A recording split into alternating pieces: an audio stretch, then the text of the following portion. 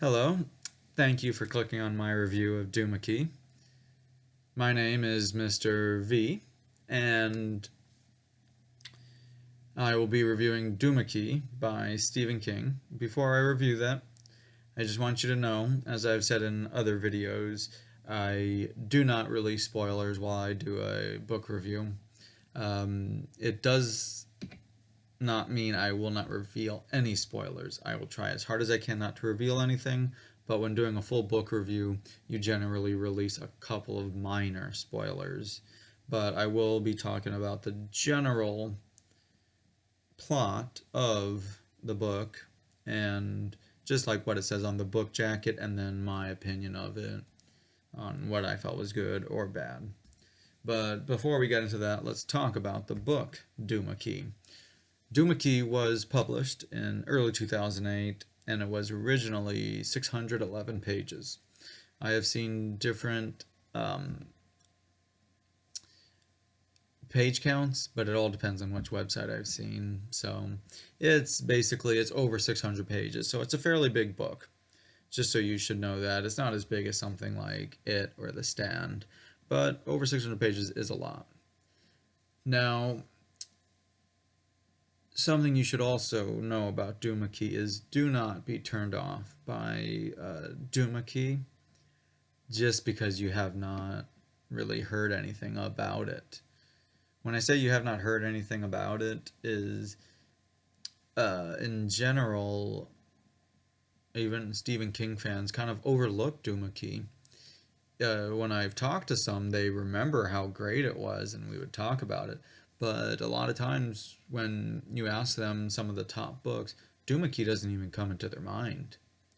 And I think it's because it has not been adapted into a film or a TV series. That is definitely one aspect. And a lot of everyday people who are not Stephen King fans have no idea what Duma Key is, or very, very few of them do. Um, the way I look at it, a good comparison would be like if you went back to the early 2000s or late 90s and people did not know what The Mist was back then by Stephen King because it had not been adapted into a film yet. Now I get people asking me about The Mist by Stephen King all the time. But back then, no one would have asked about The Mist. Only the top King fans, I think, would have asked. But now, because it became popular, a lot of people ask. So I think that's one reason. It's just like the same reason why people ask about The Shining and It. They ask right around the time it becomes popular. So that's why a lot of people have not really thought of Duma Key and things like that. So please do not be turned off by that because I think it is an excellent book. And a lot of people just don't remember it much. And I'm talking about Stephen King fans. But, you know, that happens, but that's why you guys are watching the book review right now as well. So let me just give you a general synopsis of what Duma Key is about. So Duma Key is about this guy named Edgar Fremantle, and what happens is he's in a construction accident, and because of that, they have to amputate his right arm. Luckily, he is left-handed, so he can still function. Even though he only has one arm, he can still function fairly well because he's left-handed. But that happens. They have to amputate it. It's pretty tough on him. But then overall life starts going downhill for him because he and his wife start fighting, and what ends up happening is he and his wife get a divorce, and he I'm trying to remember the exact details, but it's like he owns a couple of businesses to where he doesn't have to worry as much about work, to where he can get away for a bit without having to worry about work. So when he was talking to his psychologist, the psychologist was like talking to him about like, are there things that he remembered enjoying? And he remembers that he used to love to like draw and sketch, and because he's left-handed, he can still do that even though his right arm is gone now. So he remembers that aspect and how much he loves to do that. And I think the psychologist even recommends getting away. At the time, he was in Minnesota, and he recommends getting away and like going somewhere else. So Fremantle, what he decides to do is he wants to draw again, as the psychologist recommended doing something. And he gets a place in he rents a place in Florida, and that place is called, in the town of a make believe, called Duma Key.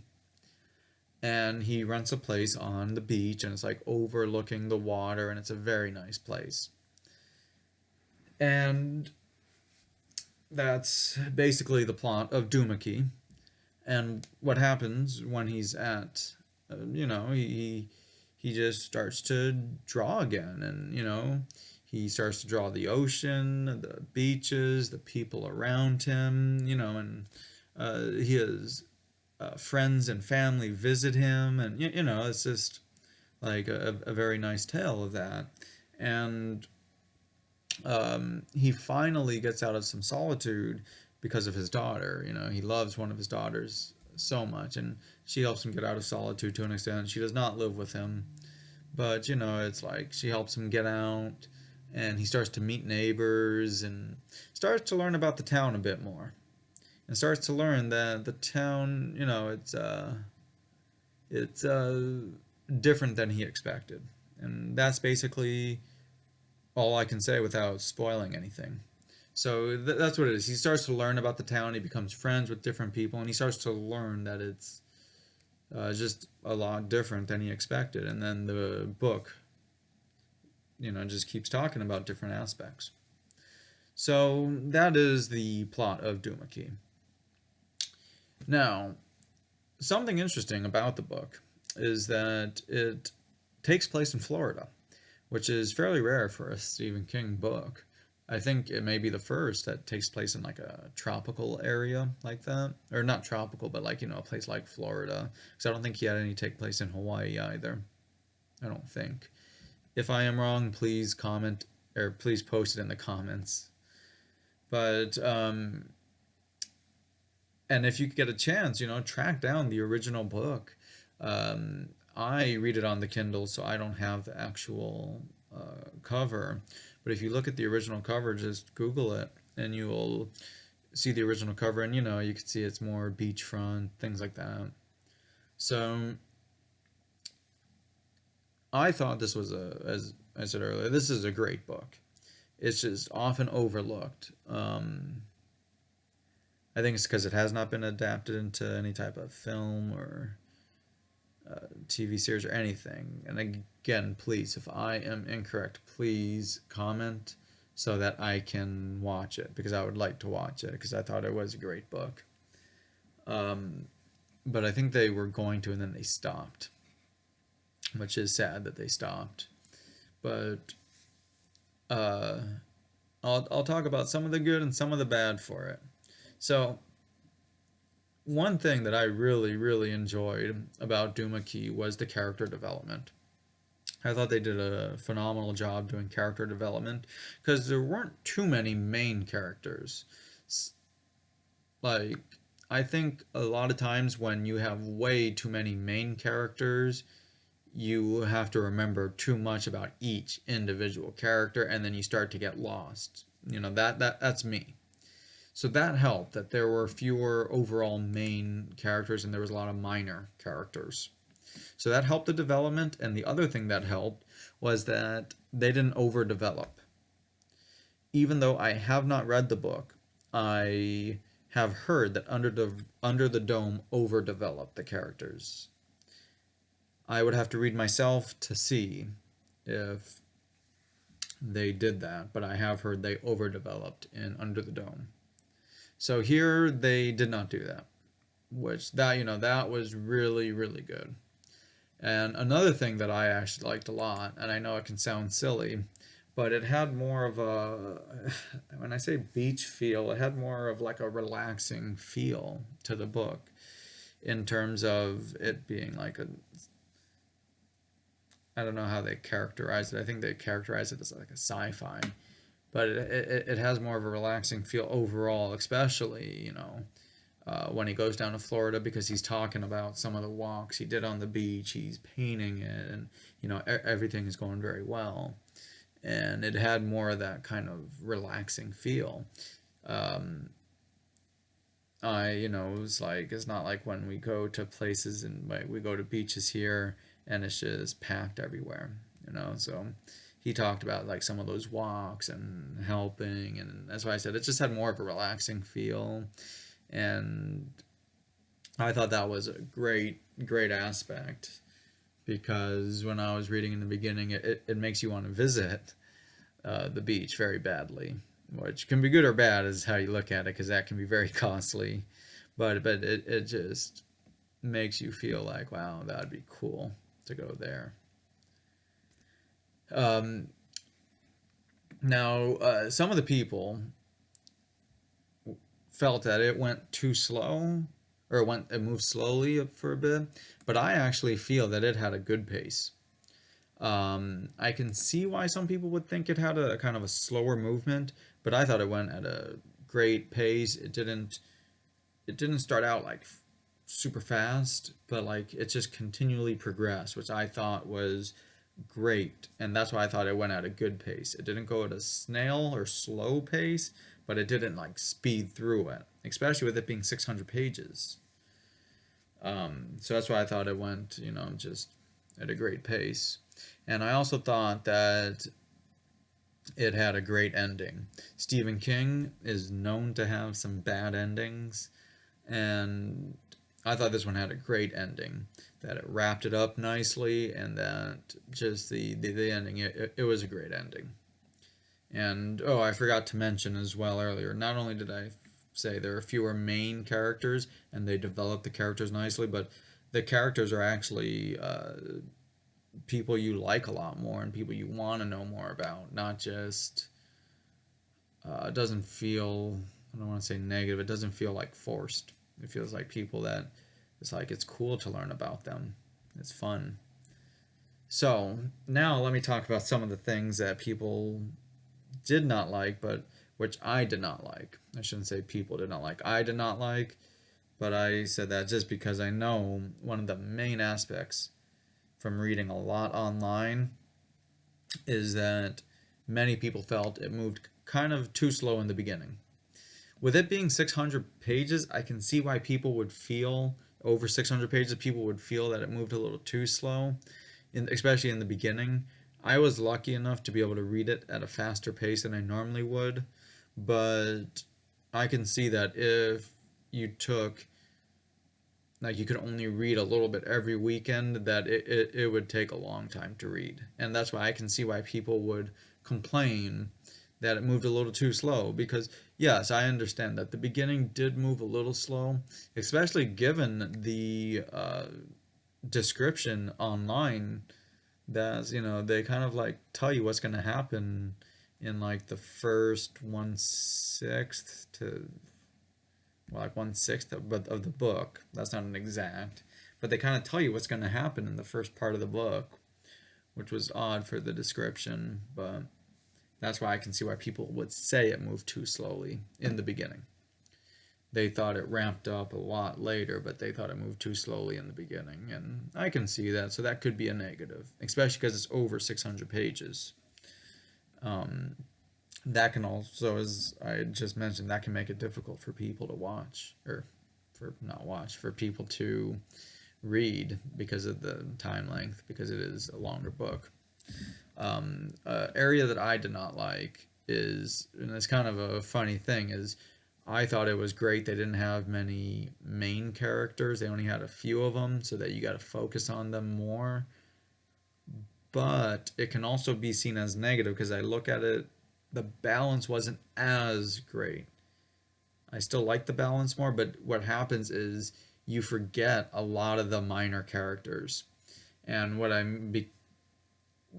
because like what basically happens is you forget the minor characters due to there not being many of the main ones. Um, so there are still other characters introduced, but there's only like, let's say, like 5 to 6 super main ones that you get to know a lot about.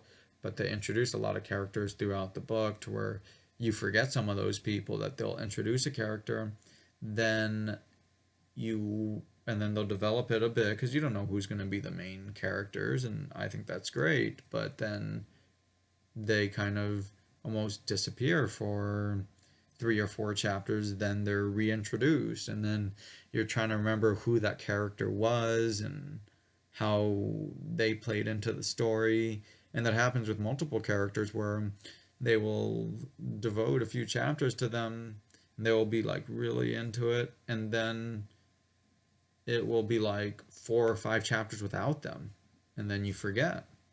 So sometimes you do forget the more minor ones because they only had a few main characters. Because I read it on the Kindle, I can look it up through X-ray. But I could see if you actually had the book, it would be a little more difficult because you also wouldn't want to search it. There's been many times where I have searched characters, not for this book, but for other books. And I'm not even talking about Stephen King. There's other non-Stephen King books, and I forget a character and I search it, and then I find out something I didn't want to find out that they will reveal later in the book or in the series. So that can be one difficult part, is that you forget some of the minor characters, and then you may have to flip back and be like, who were they? What did they do exactly? Okay, now I remember. Especially if you're reading it on if you're taking breaks between reading it, which most people do. You guys, I mean, everyone has a life, so it's like that can happen. So, and there was one area of the book, I'm not going to say which area of the book, but there was one area of the book that I felt was a little too drawn out or not needed. Or maybe to me it was a little confusing actually, because I was like, why is this happening? And then I realized why something was happening. But then I'm like, it was just too drawn out. I know Stephen King has been known to do that at times, as this is my 17th book of that I've read.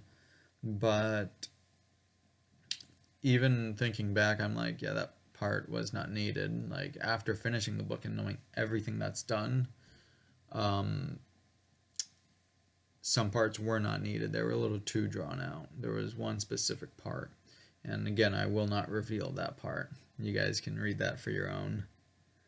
Um, and the one of the biggest things I would say is, despite me considering this a great novel by Stephen King, I definitely would not do this as a first read in terms of my first Stephen King book.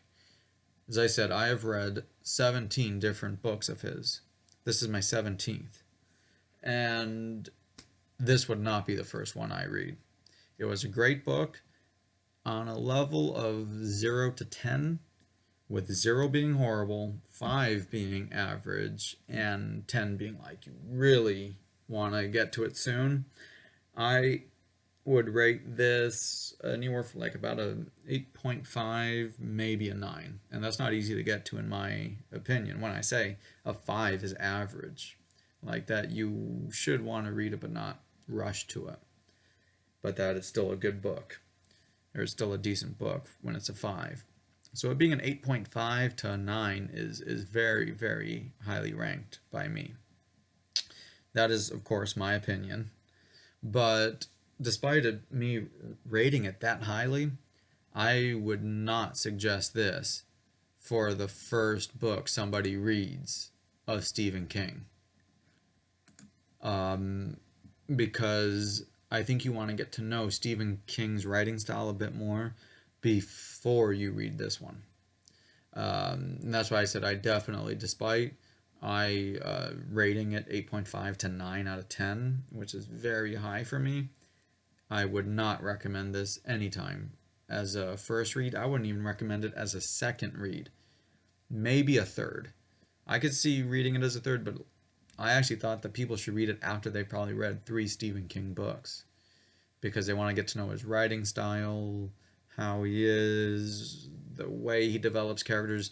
But as I said, maybe you read it as a third book. But yeah, that's one part that I would say is, you could say, is a negative, is that despite it being a great book, I would never recommend this as a first introduction to Stephen King, even a second introduction. So to read this type of book, you generally want to be at least somewhat of a fan, to have read 2 or 3 books before this of Stephen King. But overall, as I said, I would rate it 8.5 or a 9. And, don't let the fact that this has not been adapted yet throw you off. I think it's still a great book, and I think it may be adapted someday. I thought that they were going to adapt it, and then they stopped. I don't know why they stopped. But if you have any disagreements, or you have, you guys can comment too. Maybe you would say that no, you would rank it lower, or but I mean, I'd always love when people comment.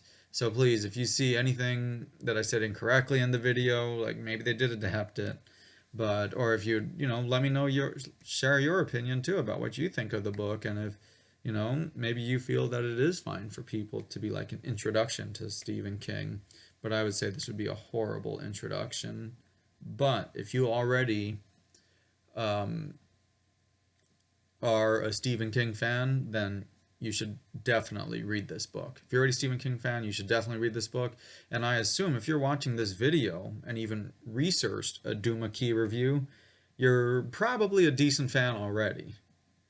So it all depends on how you feel about things. But overall, I recommend it for someone who has at least read a few of his books, because I really, really enjoyed it. I appreciate you guys watching the video. If you have any comments, please post the comments below. I would appreciate it if you guys subscribe to my channel, as I just started it to review some Stephen King books, so I always appreciate any subscriptions or comments. But I hope you enjoyed the review, and don't forget, my name is Mr. V. So Mr. There you go, V.